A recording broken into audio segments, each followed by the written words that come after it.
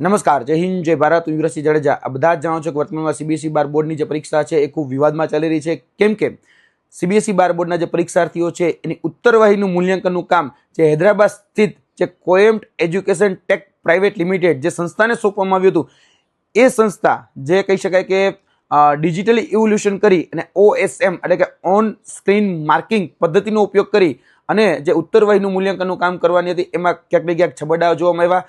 જે એજન્સી હતી એની બેદરકારી અને લાપરવાહી જોવામાં આવી. તેને કારણે જે માર્કિંગ હતા એ માર્કિંગમાં ઘણી બધી ભૂલો અને છબરડાઓ થયા. તેમાં ખાસ કરીને જે વિદ્યાર્થીની જે ઉત્તરવાહી હતી એ ઘણી બધી જગ્યાએ મિક્સ થતી જોવા મળી અને ઘણી બધી એવી ઉત્તરવાહીઓ હતી જેને યોગ્ય રીતે સ્કેન કરવામાં એટલે એનું જે સ્કેનિંગ હતું એ બ્લર થયું, તો તેને કારણે એ ઉત્તરવાહી એ યોગ્ય રીતે તપાસી ન શકાણી અને તેમાં વિદ્યાર્થીઓને માર્કિંગમાં અન્યાય થયો. લગભગ આનાથી 3,17,000 વિદ્યાર્થીઓ પ્રભાવિત થયા, અસરગ્રસ્ત થયા. અને આ જે બ્લર સ્કેનિંગને કારણે કે આન્સર શીટ મિક્સ થઈ જવાને કારણે કે પછી મેન્યુઅલી મોકલવાને કારણે આમાં વિદ્યાર્થીઓને ક્યાંક ને ક્યાંક ભોગવવાનો વારો આવ્યો. આ જોવા જઈએ તો આ પહેલી વાર નથી કે આજે એજન્સીને ટેન્ડર આપવામાં આવ્યું હોય અને આ એજન્સીને ભૂલો થાય. ભૂતકાળમાં પણ આ જ એજન્સીને ટેન્ડર એ તેલંગાણાની સરકારમાં તેલંગાણા બોર્ડની જે પરીક્ષા હતી એમાં પણ આપવામાં આવ્યું હતું અને એમાં લગભગ 10 લાખ વિદ્યાર્થીઓ પરીક્ષા આપી હતી, એમાંથી 4 લાખ વિદ્યાર્થીઓને ફેલ કરી દેવામાં આવ્યા હતા. એમાં ખાસ કરીને જોવા જોઈએ ત્યારે પણ કહેવામાં આવ્યું કે સિસ્ટમ ફેલના કારણે આ વિદ્યાર્થીઓને ફેલ કરવામાં આવ્યા છે. ત્યારે આ સંસ્થાને ત્યારે બ્લેક લિસ્ટ કરવામાં આવી હતી. એટલે તેલંગાણા સરકારે પોતાની રાજ્યમાંથી આ સંસ્થાને બ્લેક લિસ્ટ કરી દીધી. ત્યારે પણ આપણે બોધપાઠ ન લીધો અને ભૂતકાળમાં ગુજરાત રાજ્ય સરકારમાં પણ ગુજરાત રાજ્યની સૌથી મોટી યુનિવર્સિટી એટલે કે GTU ગુજરાત ટેકનોલોજીકલ યુનિવર્સિટી છે, તેમાં પણ આવી એક ઘટના એ સામે આવી હતી. આજથી 2 વર્ષ પહેલા અમે એક પ્રેસ કોન્ફરન્સ કરી અને સરકારશ્રીનું ધ્યાન દોર્યું હતું.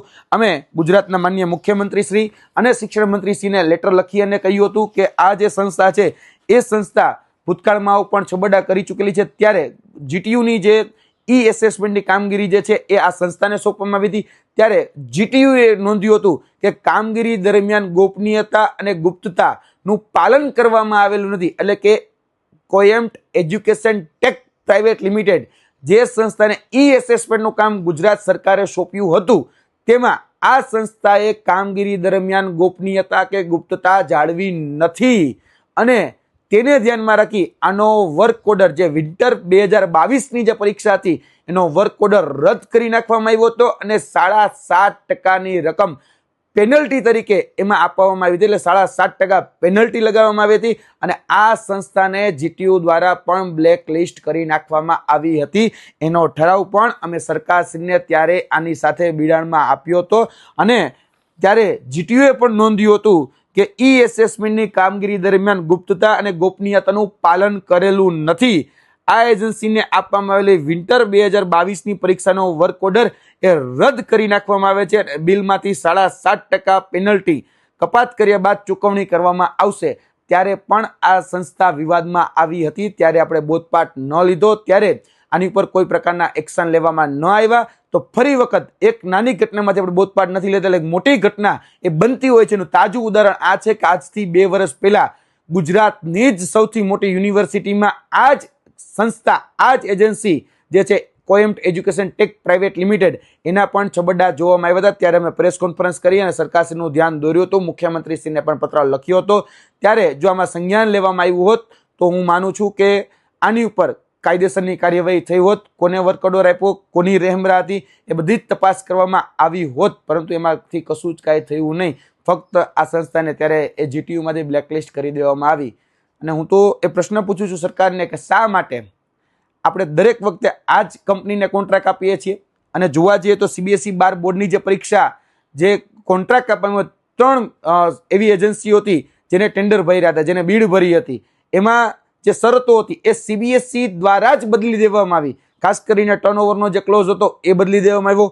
પુઅર પરફોર્મન્સ વાળો જે ક્લોઝ હતો એ બદલી દેવામાં આવ્યો અને બ્લેક લિસ્ટ વાળો જે ક્લોઝ હતો એ પણ બદલાવ કરવામાં આવ્યો. શા માટે? પોતાની માનીતી કંપનીને લેવા માટે આ જે શરતો જે છે એ શરતો દરેક વખતે બદલી દેવામાં આવે છે. કોની રહેમરા નીચે બદલી દેવામાં આવે? શા માટે બદલી દેવામાં આવે? અને શા માટે આ જ કંપનીને કોન્ટ્રાક્ટ આપવામાં આવે છે? CBSE શા માટે જાણી જોઈને 3 કંપનીઓ એ બીડમાં હતી, છતાં પણ પોતાની માનીતી કંપનીને લેવા માટે સીબીએસઈએ શા માટે નિયમ બદલા? એ એજન્સીએ ન બદલા, પણ સીબીએસઈએ એ પોતાના નિયમ બદલી અને 3 વખત રીટેન્ડરિંગ કરાવી આ જ કંપનીને ઓર્ડર આપ્યો. શું આ કોઈ કંપની જે છે એ કોઈ રાજકીય આકાઓની છે? કોઈ રાજકીય આશીર્વાદો રહેલા છે? ખરેખર આ પ્રશ્ન એટલા માટે છે કેમ કે આ કંપની ભૂતકાળમાં બ્લેકલિસ્ટ થયેલી ગુજરાતમાંથી પણ છે, તેલંગાણામાંથી છે, અનેક રાજ્યોમાંથી આના વિવાદો આવે છે, છતાં પણ આ જ કંપનીને પકડી અને કોન્ટ્રાક્ટ આપવામાં આવે છે અને વિદ્યાર્થીઓના ભવિષ્ય સાથે ચેડા કરવામાં આવે છે. આ જ સીબીએસઈ બોર્ડના જે પરીક્ષાર્થીઓ અત્યારે જે ભોગવી રહ્યા છે એ ફક્ત ને ફક્ત આ જે સંસ્થા જે છે એ સંસ્થાના કારણે કોએમ્પ્ટ એજ્યુકેશન ટેક પ્રાઇવેટ લિમિટેડ સંસ્થાને કારણે ભોગવી રહ્યા છે, કારણ કે એનું ડિજિટલી એવોલ્યુશન એ સરખી રીતે ન થયું. મોટાભાગની જે કહી શકાય ઉત્તરવાહીઓ તે મિક્સ થઈ ગઈ, સ્કેનિંગ પ્રોપર રીતે ન થયું, જે ટેન્ડર આપવામાં આવ્યું ટેન્ડરમાં ઘણી બધી ખામીઓ હતી. 17 વર્ષના એક યુવાને બધી જ બાબતો તમારી સામે ઉજાગર કરી, છતાં પણ આમાંથી આપણે કોઈ બોધપાઠ લેવા માટે તૈયાર નથી. આવું શા માટે? એ સરકારશ્રીને પ્રશ્ન છે. ભૂતકાળની ઘટનાઓમાંથી આપણે શા માટે બોધપાઠ નથી લેતા? શા માટે આની ઉપર કાયદેસર કાર્યવાહી ન થવી જોઈએ? એ સરકાર જવાબ. ભૂતકાળમાં ખાલી બ્લેકલિસ્ટ કરી અને આપણે ખાલી સંતોષ માની લઈએ છીએ, તો કાયદેસરની કાર્યવાહી આ કંપની પર શા માટે નથી થતી? ભૂતકાળમાં જીટીયુમાંથી જો બ્લેકલિસ્ટ થયો તો ત્યારે પણ શા માટે કાયદેસરની કાર્યવાહી ન થઈ? એ તપાસનો વિષય છે. જય હિન્દ, જય ભારત.